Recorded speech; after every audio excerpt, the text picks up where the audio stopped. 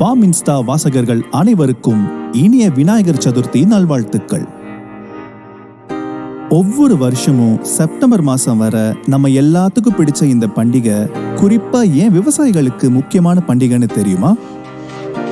பொதுவா ஜூன்ல இருந்து செப்டம்பர் வர நம்ம ஊர்ல தென்மேற்கு பருவமழை காலம்னு சொல்லுவோம். இந்த இடைப்பட்ட காலத்துல கணிசமா மழை பெய்யறது என்னமோ பயிர்களுக்கு நல்லதுன்னா கூட இதுல சில சிக்கல்களும் இருக்கு. ஒரு புறம் மண் மேல நீர்த்துளிகள் விழுந்து மண் செறிவூட்டலுக்கு பயன்படுதுன்னா கூட மண்ணோட மேற்பகுதியில இருக்கிற படிமங்கள் எல்லாம் இதே நீரால அடிச்சிட்டு போயிடும்.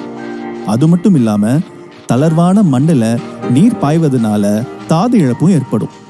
எசென்ஷியல் நியூட்ரியன்ஸ் அப்படின்னு சொல்லப்படுற தாதுக்களும் ஊட்டச்சத்துக்களும் போதுமான அளவு மண்ணில் இருந்தாதான் மண் வளமா இருக்கும்.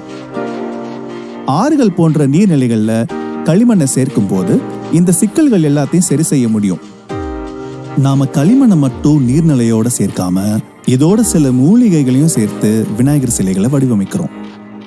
பண்டிகை நாள்ல விநாயகருக்கு நம்ம பூஜையும் பிரார்த்தனையும் செஞ்சதுக்கு பிறகு கொஞ்ச நாட்களுக்கு இந்த சிலையை நல்லா உலர விடுறது வழக்கம். அதாவது இந்த சிலையை நல்லா காய விடுறோம். இதனால இந்த சிலையோட ஈரப்பதம் நீங்கிறது மட்டும் இல்லாம நீர் உறிஞ்சும் திறனும் கிடைக்கும். விநாயகர் சதுர்த்தி கொண்டாட்ட முடிவுல இந்த உலர்ந்த களிமண் சிலையை ஆத்துல கரைப்போம். இந்த களிமண் சிலைகள்ல பயிர்கள் நல்லபடியா வளர முக்கியமான கனினமான பொட்டாசியம் இருக்கு.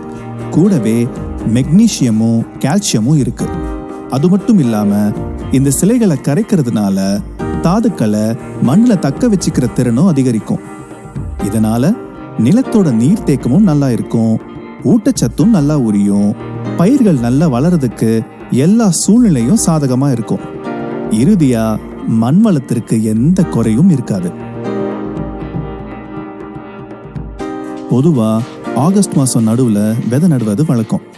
இப்போ இந்த சத்தான வளமான மண்ல உரங்கள் அதிகமா தேவைப்படாமலேயே பயிர்கள் செழிப்பா வளரும்.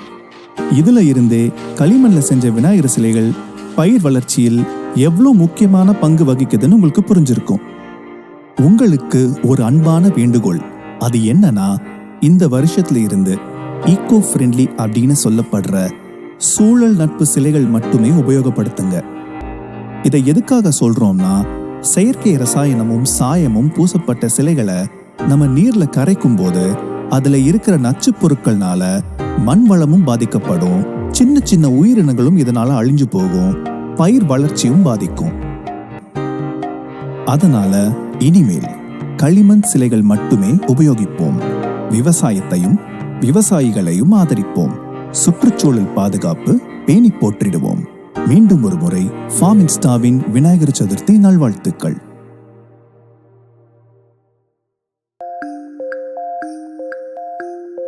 Farm Insta.